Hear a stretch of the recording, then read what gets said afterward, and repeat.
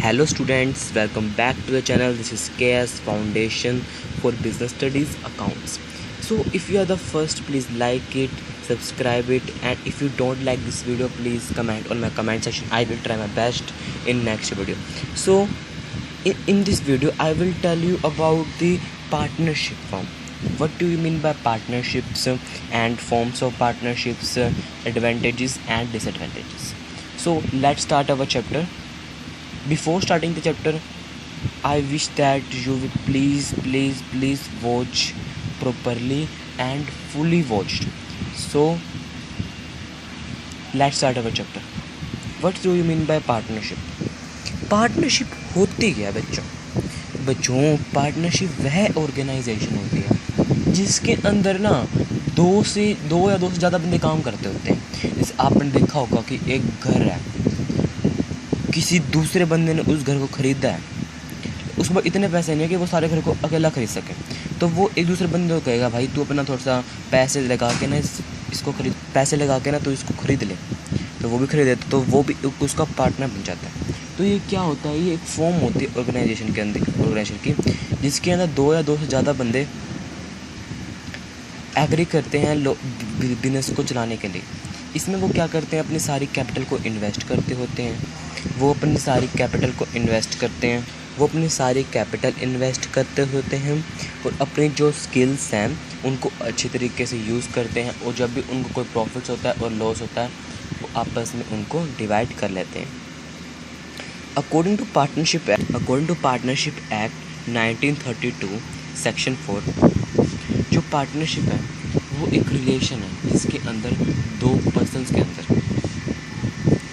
जो कि प्रॉफिट्स को शेयर करते हैं, जो कि बिजनेस के अंदर प्रॉफिट्स होते हैं उनको शेयर करते हैं। जहाँ वो प्रॉफिट्स मिले एक पर्सन के काम करने से, जहाँ वो प्रॉफिट्स मिले बहुत सारे बंदों के काम करने से। फीचर्स ऑफ पार्टनरशिप, फीचर्स क्या होते हैं पार्टनरशिप के? फीचर्स ऑफ पार्टनरशिप क्या होते हैं? दो प्रकार के फीचर्स होते हैं, statutory features and general features. Statutory features कौन कौन से होते हैं? स्टैट्यूटरी फीचर्स बच्चों कॉमनली वह फीचर्स होते हैं जिनको लॉ के अंदर लिखा जाता है। जब भी कोई पार्टनरशिप बंदा करता है तो उसका एक कॉन्ट्रैक्ट साइन होता है जो कि लॉ के अंडर आता है। तो उसके क्या फीचर्स हैं, स्टैट्यूटरी फीचर्स क्या क्या होंगे? More than 1%। बच्चों मोर देन 1% क्या होता है? Partnership needs a minimum of 2%।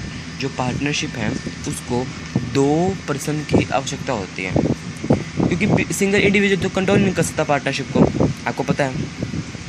और अगर कोई पार्टनर्स दो ज़्यादा होंगे तो उस पार्टनरशिप को हम इलीगल डिक्लेयर कर देंगे। तो पहला फीचर क्या है? More than 1%। ठीक है। अब क्या है एग्जिस्टेंस ऑफ बिजनेस? क्या है एग्जिस्टेंस ऑफ बिजनेस? कि मतलब बिजनेस कब तक चलेगा? बिजनेस जब तक चलेगा, आपको पता है कि दो से ज़्यादा बंदे को जब ज्वाइन करते हैं, काम करते हैं आपस में, तो उसे पार्टनरशिप कहते हैं। जब भी कहते हैं कि जब वो एग्री होते हैं कुछ अपने रन करने को, बिज़नेस को। ठीक है। और ये बहुत ही इसेंशियल है कि जो बिज़नेस होना चाहिए लीगल होना चाहिए। अगर बिज़नेस लीगल नहीं होगा, अगर पुलिस वगैरह आएगी तो एग्जिस्टेंस बिजनेस के इफेक्ट पड़ेगी। ठीक है। कॉन्ट्रैक्चुअल रिलेशनशिप क्या होती है? कॉन्ट्रैक्चुअल रिलेशनशिप तो ये होती है बच्चों, ये होती है कि जो पार्टनरशिप है स्टार्ट करने से पहले एक कॉन्ट्रैक्ट होता है। क्या होता है? कॉन्ट्रैक्ट होता है, जिसके बेसिस पे यह होता है कि इतने प्रॉफिट्स तुम्हें मिलेंगे, 50% प्रॉफिट तुम्हें मिलेंगे, 50% तुम्हें मिलेंगे। तो ये सारा एक कॉन्ट्रैक्ट के अंदर आते हैं, जिसे बोलते हैं हम कॉन्ट्रैक्चुअल रिलेशनशिप। अब आता है फोर्थ पॉइंट। इसमें कहता है कि profit motive and sharing of profit. आपको पता है कि ना जो ये एक मेन करेक्टरिस्टिक है प्रॉफिट्स का। ठीक है।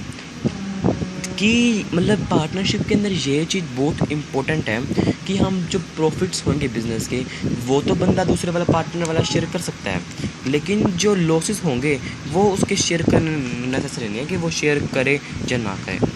अब प्रिंसिपल एजेंट रिलेशनशिप कैसे कहते हैं? ये कुछ भी रिलेशनशिप नहीं होता कि मतलब एक पार्टनरशिप के अंदर जब कॉन्ट्रैक्ट साइन होता है उसके अंदर लिखे होता है कि जितने भी मतलब एजेंट्स होंगे वो अपनी हद में रह के काम करेंगे, अपनी हद में रह के काम करेंगे, अब हद से बाहर निकलेंगे और सारे पार्टनर्स भी अपने हद में रह के काम करेंगे, कोई आगे नहीं जाएगा। ठीक ठीक है। अब जर्नल फीचर्स क्या होते हैं? ये वह फीचर्स होते हैं बच्चों जिसको हम लॉ के अंदर नहीं लिखते, और स्टैट्यूटरी फीचर्स वो है जिसे हम लॉ के अंदर लिखते हैं, ठीक है। इसको लोग अंदर क्या लिखेंगे? तो अंडरस्टूड सी बात है, अनलिमिटेड लायबिलिटी। आपको मैंने सोल प्रोप्राइटरशिप के अंदर पूरी समझा रखी है, क्योंकि जो हर पार्टनर है उसकी ना अनलिमिटेड लायबिलिटी होगी। अगर मतलब कोई भी नुकसान होगा तो वो अगर अपने एसेट्स, जो बिज़नेस एसेट्स हैं, उसको बेच के नहीं चुका पाया, तो वो अपने जो पर्सनल एसेट्स हैं सारे पार्टनर, उनको भी बेचना पड़ेगा अपने डेट्स को उतारने के लिए, ठीक है बच्चों। नो सेपरेट इंडिविजुअलिटी, मतलब जो पार्टनरशिप की एग्जिस्टेंस होती है वो एक दूसरे से सेपरेट बिल्कुल भी नहीं होती। आपको बताएं कि एक जो पार्टनरशिप है उसको अपने सारे रूल्स नहीं मिलेंगे। मतलब जैसे एक पार्टनर है, अगर वो कहेगी सारी प्रॉपर्टी मेरी है, तो वह नहीं होगी, क्योंकि जितने भी कॉन्ट्रैक्ट्स होते हैं फर्म के, वो सारे पार्टनर से आपस में रिलेटेड होते हैं, ठीक है। अटमोस्ट गुड फेथ, मतलब कहने का मतलब है कि एक ना अच्छा विश्वास होना चाहिए पार्टनर्स के बीच में एक पार्टनरशिप फर्म को चलाने के। अब क्या है? Restriction on transfer of interest, मतलब कि ना कोई भी बंदा ना अपने जो इंटरेस्ट है, मतलब जो अपना ब्याज है, वो फॉर्म के अंदर ट्रांसफ़र नहीं कर सकता बिना किसी मतलब इजाज़त के पार्टनर्स के, ठीक है। मतलब जैसे कोई फॉर्म है, वो मतलब अपने जो डेट्स हैं, जो कर्ज हैं, वो फॉर्म के अंदर ट्रांसफ़र नहीं कर सकता जब तक और कोई पार्टनर्स कहे ना। मेरिट्स ऑफ पार्टनरशिप क्या है बच्चों? मेरिट्स ऑफ पार्टनरशिप क्या है बच्चों? Merits of partnership. तो फर्स्टली मेरिट्स क्या होती हैं पार्टनरशिप के? ईजी टू फॉर्म बच्चों, क्या? ईजी टू फॉर्म, क्या बच्चों? Easy to form. तो ईजी टू फॉर्म का मतलब क्या है? पार्टनरशिप हम पार्टनरशिप को आसानी से चला सकते हैं, कोई प्रॉब्लम थोड़ा ना है कि हम पार्टनरशिप को आसानी से चला सकते हैं। उसके लिए कोई हमारे को लीगल फॉर्मेलिटी की जरूरत थोड़ा ना कि मतलब हम किसी के पास जाएंगे, गवर्नमेंट के पास साइन करवाएंगे तब पार्टनरशिप शुरू होगी। और इसकी रजिस्ट्रेशन भी कंपलसरी नहीं है। पार्टनरशिप आपके चाचा और ताऊ के बीच में से हो सकती है, आपके भाई और बड़े भाई के बीच में से भी हो सकती है, किसी में भी हो सकती है। लार्जर फाइनेंशियल रिसोर्स, आपको पता है जितने पार्टनर्स फॉर्म के अंदर आएंगे उतनी ही कैपिटल कंट्रीब्यूट ज़्यादा होगी, तो ज़्यादा प्रॉफिट्स होगा और ज़्यादा मतलब हमारा एक्सपेंशन होगा बिजनेस का, ठीक है। रिस्क शेयरिंग, जितना भी रिस्क बिजनेस के अंदर होगा वो सारे पार्टनर के द्वारा इक्वली शेयर किया जाएगा। वर्क, डिवीजन ऑफ वर्क, मतलब जितना भी काम होता है सारे पार्टनर आपस में बांट लेते हैं। उनके मतलब एक नॉलेज, मतलब उनको स्किल्स कितनी है उनकी और उनकी नॉलेज कितनी है उसके पास, ठीक है।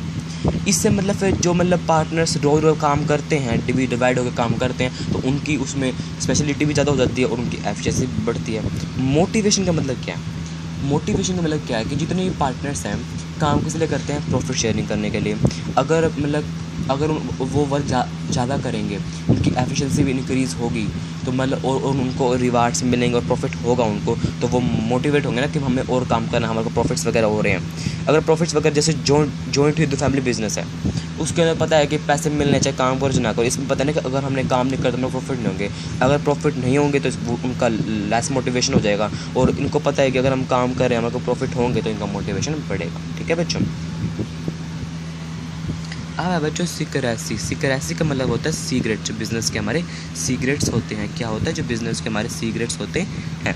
सीक्रेट्स का मतलब क्या है कि सिक्रेसी का मतलब है कि इस पार्टनरशिप फर्म के अंदर ना कोई कंपलसरी नहीं होता कि हम अपने अकाउंट्स को पब्लिश कराएं कि हमारे को कितने प्रॉफिट्स हुए हैं और कितने लॉसेस हुए हैं। सिर्फ जो पार्टनर्स होते हैं ना उन वही डिसीजन लेते हैं सिर्फ फर्म का, तो चांसेस नहीं होते लीक इनको इन्फॉर्मेशन हमारी हो जाए। कि मतलब इसके अंदर ये होता है कि हम अगर अकाउंट्स पब्लिश करने रहे कि हमारे को कोई देख ले इनके पास इतने प्रॉफिट्स हैं, तो सीक्रेट्स हमारे बिजनेस के बने रहते हैं, ठीक है। फ्लैक्सिबिलिटी मतलब ढालना जो फर्म होती है।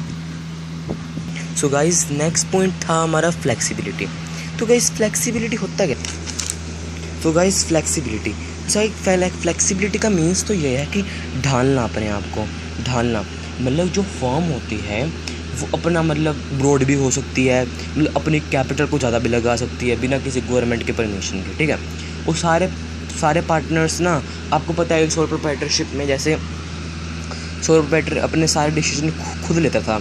जैसे कोई एक्सटर्नल एनवायरनमेंट चेंजेस हो, जैसे पार्टनरशिप है, अब पार्टनरशिप में वैसे कोई चेंजेस आ गए कि मतलब कि ना कि मतलब हमारे फर्म का हमारा बिजनेस है जूतों का, तो हमारे मार्केट में नए नए जूते आ गए जो हमारे को मतलब उस तरीके से डालना पड़ेगा, हमारे को भी अपना स्टॉक उतना पूरा करना पड़ेगा कि मतलब कि नई नई चीज़ें हमारे स्टॉक के अंदर भी भरती रहें। तो मतलब कि फ्लेक्सिबिलिटी ढालना अपने आप को, जैसे चेंज ऐसे एनवायरनमेंट हमारी बिजनेस का चेंज हो रहा है वैसे भी अपने आप को भी चेंज करना। ठीक है बच्चों, मोर स्कोप ऑफ एक्सपेंशन, इसके अंदर ना हम बहुत एक्सपेंशन का स्कोप, मतलब आगे आगे जैसे कंपनीज़ में जाने का, बोर्ड फैलने का, इंटरनेशनल ट्रेडिंग करने का, इसमें बहुत ज़्यादा स्कोप है।